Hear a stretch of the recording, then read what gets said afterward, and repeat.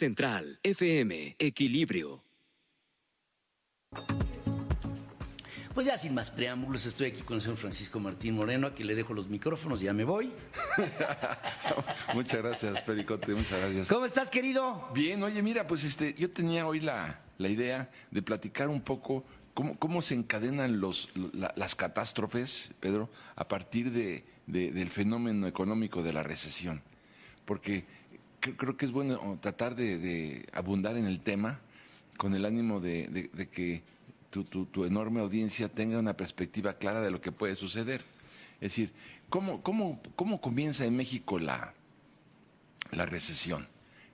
A través de la aparición de una palabra que se llama incertidumbre.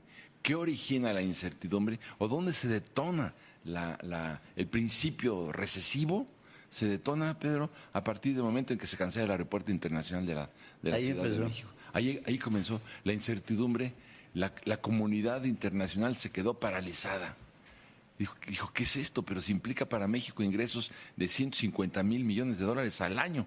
Nada más si multiplicas 80 millones de pasajeros por $1,000 de derrama económica, más o menos, ya nomás tienes ahí 80 millones por $1,000, son 80 mil millones de dólares. Más la carga que estás hablando de otro tanto, entonces son 150 millones. Ahí, ese día, Pedro, en Wall Street, las empresas mexicanas que cotizaban en la Bolsa de Valores de Nueva York perdieron 17 mil millones de dólares en una sola jornada. Sí, señor. Bueno, ahí comienza, ¿no? Entonces, a donde voy con el argumento es ver cómo se concatenan los hechos. Por eso yo te quería hablar de una cadenita siniestra, porque entonces se contrae la inversión extranjera.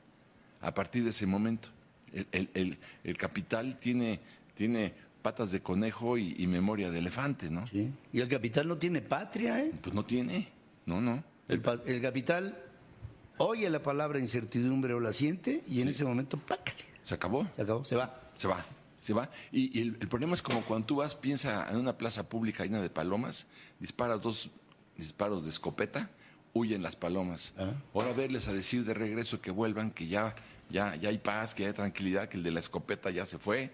Bueno, tarda mucho tiempo en recuperarse la confianza. La confianza se pierde. Pues tú has visto, ¿cuántas ocasiones has visto cómo destruyen los edificios en los Estados Unidos con cargas de dinamita? Lo destruyen en 3 segundos. Sí. Bueno, pero construirlo te llevó años. Sí. Entonces, este es el mismo ejemplo. Ahora se crea esta desconfianza en relación al gobierno de México y va a costar mucho trabajo recuperarla. A donde voy es que la inversión extranjera se contrae. La inversión doméstica, la inversión nacional, se contrae. El gobierno también contrae sus gastos porque no tiene presupuesto para seguir financiando, digamos, la obra pública.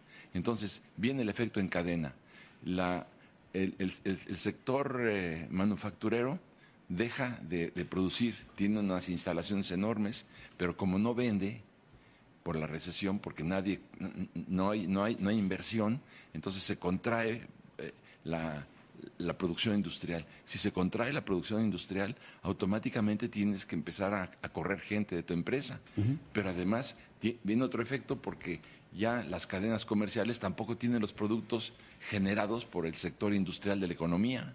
Entonces, el sector comercial también resiente el daño, el sector industrial también, pero junto con esto, cuando las empresas no tienen utilidades, bueno, pues evidentemente tampoco van a pagar impuestos. Y si no van a pagar impuestos, en consecuencia, el gasto público también se va a ver deteriorado porque no van a tener canicas.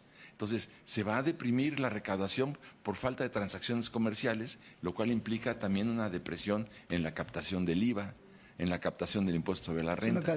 Es una cadena, ahí voy. Pero la cadena no solamente es entre empresas, porque después empiezas a ver, piensa por ejemplo, que aquí, en este momento, en la Ciudad de México, hay 60,000 trabajadores de la construcción sin empleo.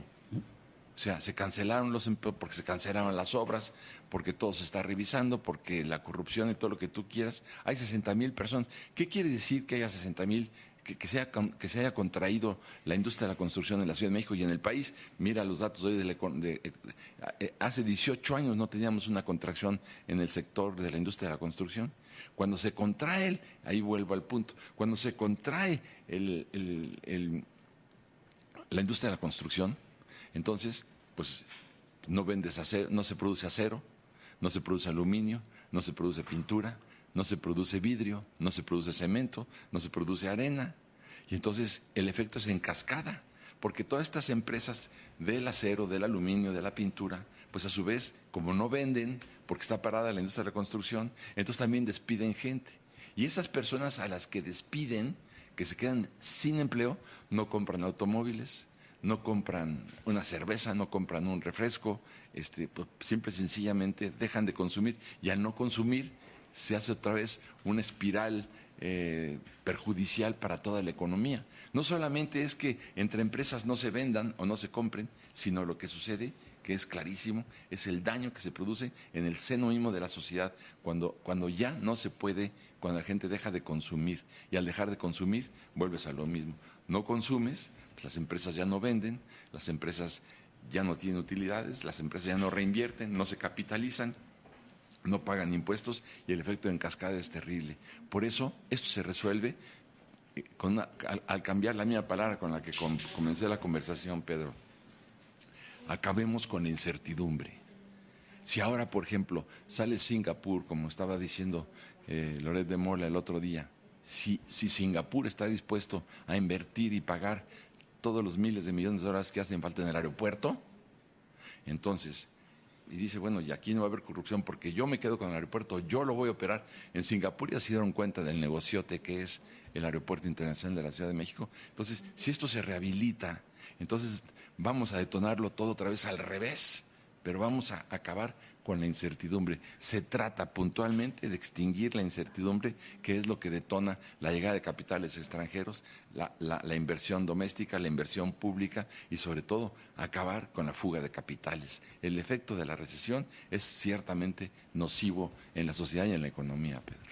De un círculo de destrucción podemos todavía, hay la oportunidad, por lo que aquí estamos comentando con Francisco, de que todo esto se revierta dando pasos asertivos, sí, ciertos, seguros, confiables, sí, que le den un mensaje no solamente interno al país de que la economía se mueve, sino en el exterior de que somos un país susceptible a la confianza porque somos serios en nuestros compromisos. Eso es.